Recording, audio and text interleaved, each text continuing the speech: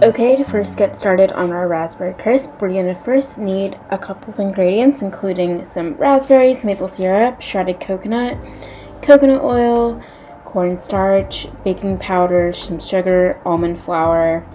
And now we're just going to jump right in and make our filling by mixing some cornstarch, raspberries, and maple syrup together. Set that aside while we make our crisp base / topping by adding some almond flour to a bowl along with the shredded coconut.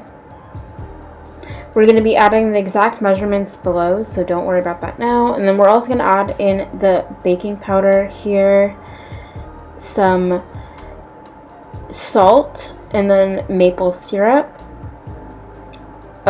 This is me showing you one batch, and then you times this times 2. So now we're adding in the brown sugar, and then we're going to give this a good mix before adding in our coconut oils. And here is just me adding the salt last minute. Now we're just going to give this a nice good mix.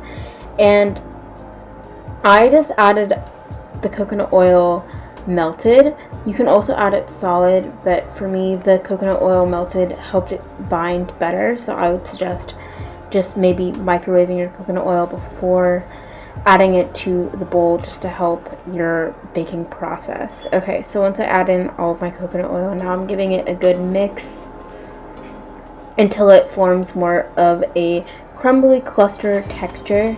And then we're going to divide this mixture in half so we can have the base and then also the topping. So now this is me just putting it into a baking pan that can open up, so the outer end of it is going to be able to open after we bake it, making it a perfect circle. You can also, if you don't have one of these types of pans, you can use parchment paper into a baking dish, and that way you can take it out afterwards instead of struggling to cut it inside the pan. And then you get to see the outer or under layer of the raspberries. So now we're pouring in the raspberries on top of our base, and we're spreading it around. You can see they've kind of squished a little bit, which is great. It has a lot of juice and it has a lot of flavor.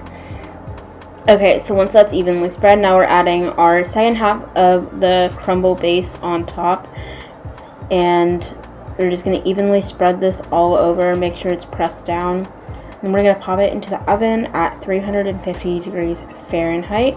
We're going to bake it for around 40 to 45 minutes. Okay, so this is how it looks after you get it out of the oven. I topped it with some fresh raspberries. Make sure it's completely cold before you take the pan off around the edges, and enjoy.